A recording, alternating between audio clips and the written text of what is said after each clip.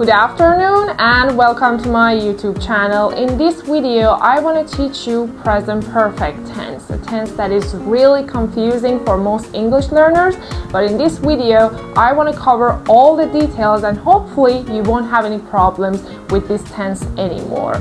And this tense is really confusing for a lot of learners because it's used in lots of ways and in lots of situations. And of course, if you are exposed to language enough and if you are into watching lots of movies, reading lots of books, you won't have any problems with this because you can learn this tense naturally. But in this video, I want to cover all the details, so hopefully after learning the structure and after learning how to use it in different situations, you won't have any problems with this tense anymore. The present perfect tense is used when we are talking about something that happened in the past at an unspecific time or started in the past and still continues into the present. And we don't know exactly when it happened or when it started. It connects the past to the present. So I'm going to talk about the formula of present perfect tense. It's have or has plus past participle. Past participle is the third form of a verb. For example, say, said, said. Said is the third form of the verb say. Or go, went, gone. Gone is the third form of the verb go. So when do we use have or when do we use has? We use have when we use the pronouns I, you, they, we. For example, we have seen the movie or they have seen the movie. But when we use the pronouns he, she, or it, we use has plus past participle. For example, she has seen the movie or he has seen the movie. So when do we use the present perfect tense? Actually, there are different situations in which we can use this tense, and I'm going to talk about the 5 types of situations which you can use the present perfect tense. The first one is when we want to talk about something that happened in the past, but we don't care or we don't say exactly when it happened, or maybe we don't even know when it exactly happened. This is one example. She has seen the movie, or she's seen the movie. We don't know exactly when she did it. We know that she saw the movie in the past, but we don't know when, or we don't even care when it happened. The only thing we care about is that she saw the movie and she knows what the movie is about. So in this situation, we use the present perfect tense. She has seen the movie. I have seen the movie, or you have seen the movie. You've seen the movie. Okay, let's get to situation number 2. We use this tense for actions that started in the past and continue into the present. For example, she has lived here for 5 years. She has lived here, or she's lived here for 5 years. It means she started living here 5 years ago and she still lives here. Let's get to the second example.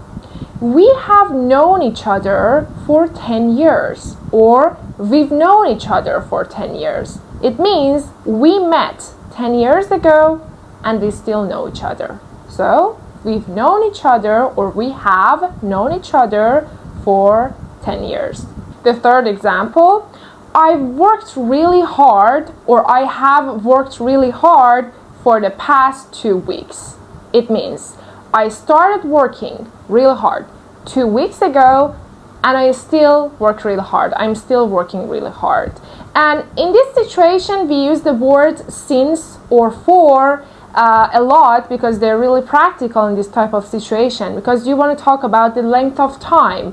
When something starts in the past and still continues into the present, you usually want to say how long it has been. For example, for 2 years, or since 2 years ago. Since refers to the specific time that that thing started. For example, I have lived here since 5 years ago. It means I started living here 5 years ago. Or if I say I have lived here for 5 years, it means I started living here 5 years ago and now I still live here. Situation number 3. We use this tense to talk about life experiences, and we don't talk about when exactly those life experiences happened. For example, he has traveled to Japan. It means he has the experience, but we don't know when. Or she has tried Chinese cuisine. It means she has the experience. Or he has tried skydiving. It means he has the experience and he knows how it's done, or for example, he knows the excitement that can be experienced during that situation. So these are all 4 experiences. For example, you can talk about traveling or type of food that you tried before. For talking about the experiences, we can use this tense, especially if you don't want to say or you don't care about when exactly that happened. Let's get to situation number 4. We use this tense for past actions with present results. Means something that happened in the past and we can see the result in the present time. For example, I have lost my keys. It means I lost my keys in the past or few minutes ago and I still don't have them. I can't get into my house because I've lost my keys. I don't say exactly when, but the result is that I don't have the keys and I cannot get into my house. So that was example number 1. Example number 2, he has broken his leg. He's broken his leg. It means he broke his leg in the past.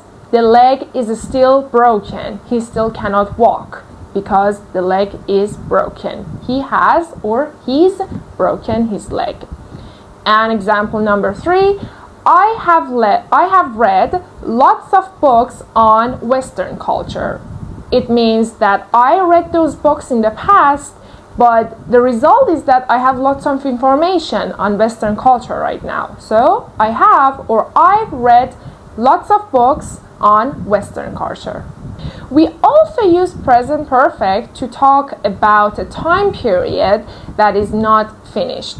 For example, I've written an essay this morning.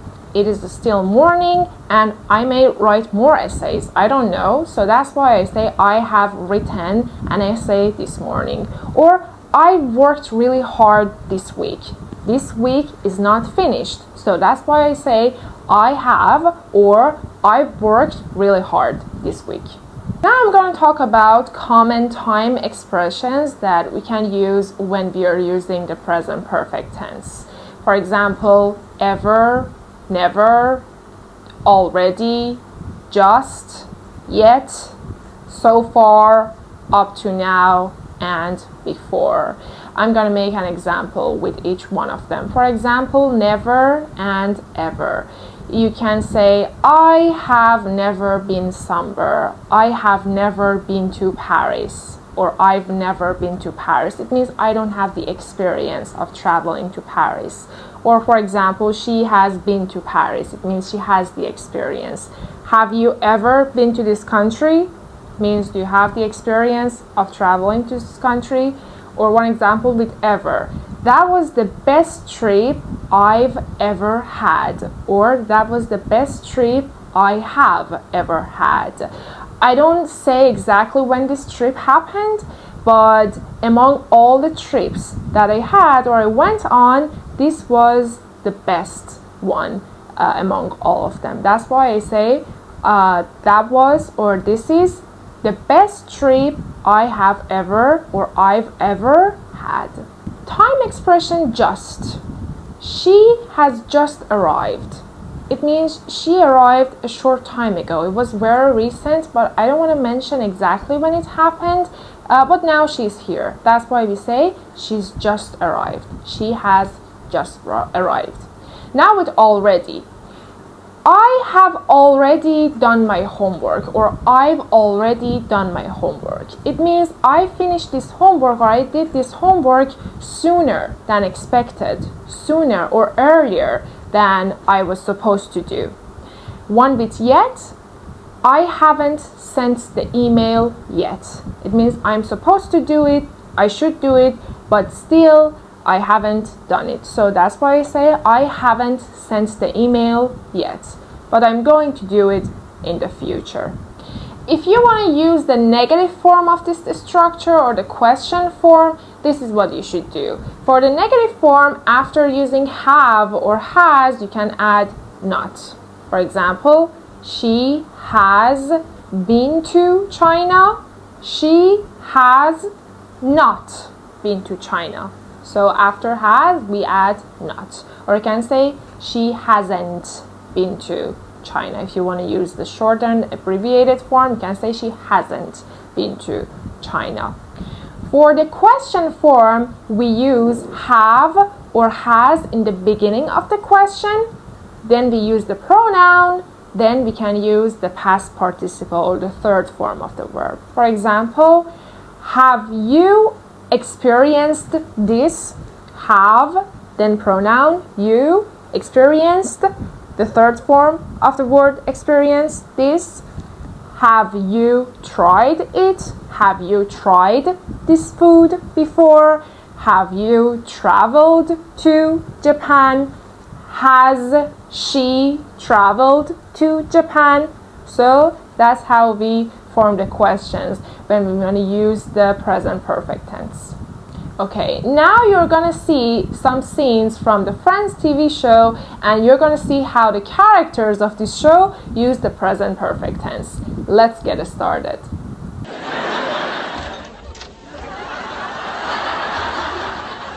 Hey, have you guys seen Chandler?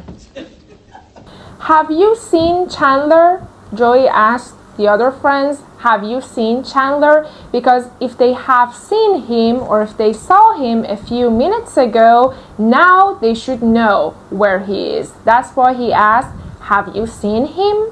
Have you seen Chandler? Hey, Monica. Have you seen Rachel or Amir? It's like something's changed. So this one was, have you seen Rachel? It means if you saw Rachel a few minutes ago, do you know where she is now? Have you seen Rachel or a mirror? So there was sarcasm involved in it as well. And next one is something has changed. So they don't exactly say when this change happened. They say something has changed. It means something changed in the past and you can see the result right now. That's why she says something's changed or something has changed. Monica, we need more candy. What? There's only been like 4 kids. Yeah. In this scene, she says there's only been 4 kids. There's only been 4 kids. Or there has only been 4 kids. It means because of the holiday costume they had, kids were coming to their house and they were supposed to give them candies. So they say that up until now or up until that point, 4 kids came, but they don't exactly say when it happened, and maybe more kids would come. So that's why she says there has only been or there's only been 4 kids. How can she do that when she's never shown any interest in you? Forget about her. In this scene, he says, she's never shown interest in you. She has never shown interest in you. It means she wasn't interested in the past and she isn't interested now. She's still not interested. That's why they use present perfect tense here. She's never shown interest in you or she has never shown interest in you. Okay, now I'm going to give you some more examples of common sentences that you may hear in movies or you may hear in conversations that you're having with a native speaker. So let's get to the first one. The first one is, I have or I've ran out of coffee. I've ran out of coffee. It means I finished coffee and I still don't have it. I may go buy some in the future, but now I don't have coffee. That's why I say I've ran out of coffee. So the second example is, that is the best movie I've ever seen. That is the best movie I have ever seen. It means among all of the movies that I saw before, I have seen before, this one is the best. So I don't say exactly when I saw the movie, but I'm gonna give the information that that is or that was the best. That's why I say that is the best movie I've ever or I have ever seen. Now I'm gonna move on to the next example.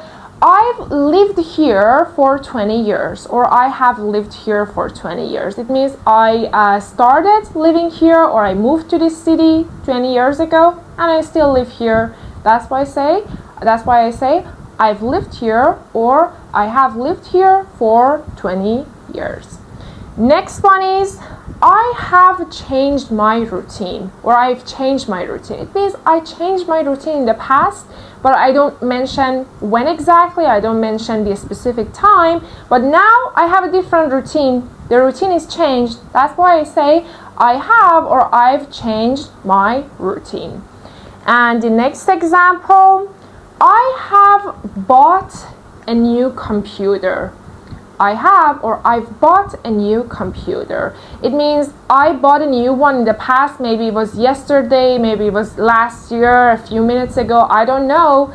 But the result is that now I have a new computer. So I say I've bought a new computer.